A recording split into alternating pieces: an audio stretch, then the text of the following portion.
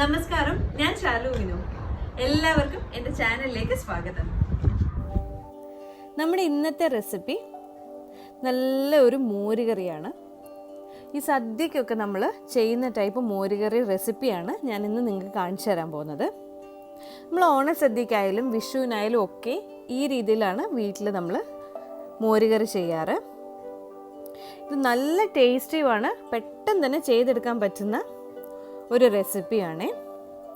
ഇതിന് വേണ്ടിയിട്ട് ഞാനിവിടെ 1 കപ്പ് തൈര് എടുത്തിട്ടുണ്ട്, 1.5 to 2 ടേബിൾ സ്പൂൺ അടുത്ത് തേങ്ങ എടുത്തിട്ടുണ്ട്, 1/2 ടീസ്പൂൺ ജീരകം വേണം, 3/4 ടീസ്പൂൺ മഞ്ഞൾപ്പൊടി വേണം.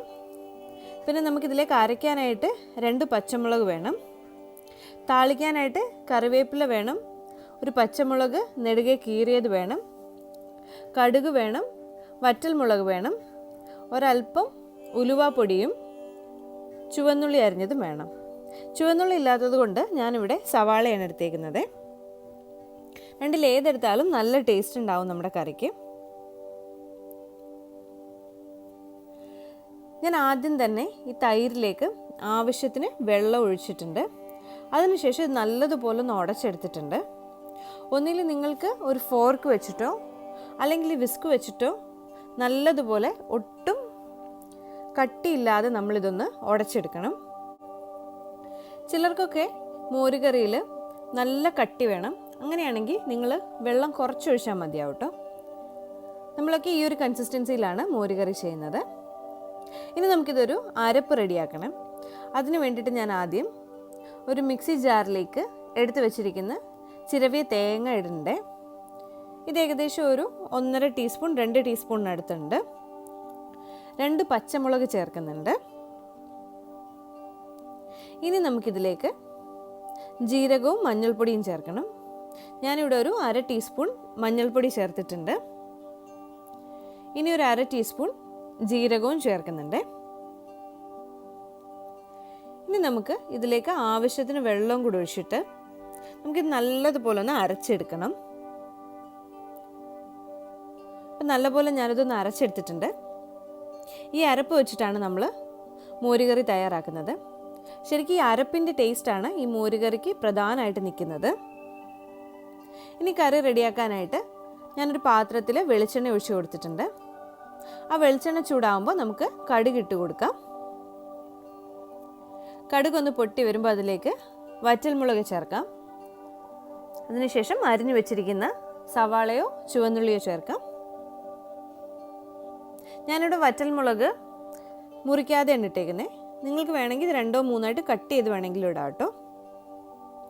ഇനി ഇതിലേക്ക് കറിവേപ്പില നമുക്ക് ചേർക്കണം. 2 പച്ചമുളകും ചേർക്കണം. നല്ല എരിവുള്ള പച്ചമുളക് ആയതുകൊണ്ട് ഞാനിവിടെ 1 ചേർത്തിട്ടുള്ളൂ. എരിവ് കുറവാണെങ്കിൽ നിങ്ങൾക്ക് 2-3 ചേർക്കാം. നമ്മളിതിലേക്ക് ഒട്ടും മുളക് പൊടിയൊന്നും ചേർക്കുന്നില്ല. എരിവിന് പച്ചമുളക് മാത്രമേ ഇതിൽ യൂസ് ചെയ്യുന്നുള്ളൂ കേട്ടോ. ഇനി ഇതൊക്കെ ഒന്ന് നല്ലതുപോലെ ഒന്ന് വഴന്ന് വരണം. നമ്മുടെ സവാളയൊക്കെ നല്ലതുപോലെ വഴന്ന് കറിവേപ്പിലയൊക്കെ ഒന്ന് ഫ്രൈ ആയിട്ട് വന്നിട്ടുണ്ട്. നമുക്കിനി ഇതിലേക്ക് നമ്മൾ അരച്ച് വെച്ചിരിക്കുന്ന ആ അരപ്പ് ചേർക്കണം.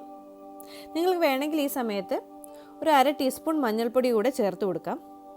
നമ്മുടെ മോരുകറിക്കൊക്കെ മഞ്ഞൾപ്പൊടി കുറച്ച് കൂടുതൽ ചേർത്താൽ നല്ല ടേസ്റ്റ് ആയിരിക്കും. പക്ഷെ അത് പച്ചയ്ക്ക് ചേർക്കരുത്. നമ്മളെപ്പോൾ മഞ്ഞൾപ്പൊടി ചേർത്താലും അത് നല്ലതുപോലെ അതിൻ്റെ പച്ചമണം പോകുന്നത് വരെ അതൊന്ന് വഴറ്റിയെടുക്കണം. ഇപ്പം ഞാൻ അരപ്പ് ഇതിലേക്ക് ചേർത്ത് കൊടുത്തിട്ടുണ്ട്. ഇനി നമുക്ക് ഈ അരപ്പും കൂടെ ഒന്ന് ഒരു 2-3 മിനിറ്റ് ഒന്ന് വേവിച്ചെടുക്കണം. ഇതിൻ്റെ വെള്ളമൊക്കെ ചെറുതായിട്ടൊന്ന് വറ്റിയിട്ട് നമ്മൾ ഇതിൽ അരച്ചിരിക്കുന്ന ആ മഞ്ഞൾപ്പൊടിയുടെയും പച്ചക്കുത്തൊന്ന് പോകുന്നത് വരെ ഈ അരപ്പൊന്ന് വേവിച്ചെടുക്കണം. ഇപ്പം നമ്മുടെ അരപ്പൊക്കെ ഒന്ന് വെന്തിട്ടുണ്ട്. ഞാനത് മൂടി വെച്ചൊന്നും അല്ല വേവിച്ചത് കേട്ടോ. നിങ്ങൾക്ക് വേണമെങ്കിൽ ഇതൊന്ന് മൂടി വെച്ച് വേവിക്കാം. ഇനി നമുക്ക് ഉടച്ചു വെച്ചിരിക്കുന്ന മോര് ഇതിലേക്ക് ചേർക്കാം. ഞാൻ ഈ മോര് ഉടച്ച കൂട്ടത്തിൽ തന്നെ കുറച്ച് ഉപ്പൂടെ ചേർത്തിട്ടാണ് കേട്ടോ ഉടച്ചത്. അപ്പം നമുക്കിത് ടെസ്റ്റ് ചെയ്തിട്ട് വേണം എന്നുണ്ടെങ്കിൽ കുറച്ചുകൂടെ ചേർത്താൽ മതിയാവും. ഇനി നമുക്കിതെല്ലാം കൂടെ നല്ലതുപോലെ ഒന്ന് മിക്സ് ചെയ്ത് കൊടുക്കാം. അപ്പം നമ്മൾ ഇത്രയും മഞ്ഞൾപ്പൊടി ചേർത്തത് കൊണ്ട് നമ്മുടെ മോരുകറിയുടെ കളറ് തന്നെ നല്ല ഒരു യെല്ലോ കളറായിട്ട് വന്നിട്ടുണ്ട്. ടേസ്റ്റും വളരെ നല്ല ടേസ്റ്റ് ആയിരിക്കും ഇത്രയും മഞ്ഞൾപ്പൊടിയൊക്കെ നമ്മളിതിൽ ചേർത്ത് കൊടുത്താൽ കേട്ടോ. എനിക്കൊരല്പം ഉപ്പ് കുറവാണ്, ഞാനപ്പോൾ കുറച്ചുകൂടി ഉപ്പ് ഇതിൽ ചേർക്കുന്നുണ്ട്. ഇനി നമുക്കിതൊന്ന് മിക്സ് ചെയ്ത് കൊടുത്തിട്ട് ഇതിലേക്ക് ഒരു 1/2 ടീസ്പൂൺ ഉലുവ പൊടിച്ചത് ചേർക്കാം. നമ്മൾക്ക് ഈ മോരുകറിയൊക്കെ റെഡിയാക്കി കഴിഞ്ഞിട്ട് ഏറ്റവും ലാസ്റ്റിൽ ഇതിലൊരല്പം ഉലുവ പൊടിച്ചതും ജീരകം പൊടിച്ചതും ഒക്കെ ചേർക്കുകയാണെങ്കിൽ നല്ലൊരു ടേസ്റ്റ് ആയിരിക്കും കേട്ടോ നമ്മുടെ മോരുകറിക്ക്. അപ്പോൾ നമ്മുടെ മോരുകറി റെഡി ആയിട്ട് വന്നിട്ടുണ്ട്. നിങ്ങളുടെ കയ്യിൽ ഉലുവ പൊടിച്ചതില്ലെങ്കിൽ കടുക് താളിക്കുന്ന കൂട്ടത്തിൽ തന്നെ കുറച്ച് പച്ച ഉലുവയും ചേർത്ത് അതൊന്ന് മിക്സ് ചെയ്ത് വറുത്തിട്ട് അതിനുശേഷം ബാക്കിയുള്ള ചേരുവകൾ ചേർത്താൽ മതിയാവും. ഇനി നമുക്ക് ഫ്ലെയിം ഓഫ് ചെയ്യാം. ഈ മോര് ഒന്ന് ചെറുതായിട്ടൊന്ന് ചൂടായാൽ മതി, ഇത് തിളപ്പിക്കാൻ പാടില്ല. നമ്മുടെ ടേസ്റ്റി ആയിട്ടുള്ള മോരുകറി റെഡി ആയി കഴിഞ്ഞു. ഇനി നിങ്ങൾ മോരുകറി ചെയ്യുമ്പം ഈ രീതിയിലൊന്ന് ട്രൈ ചെയ്ത് നോക്കുക.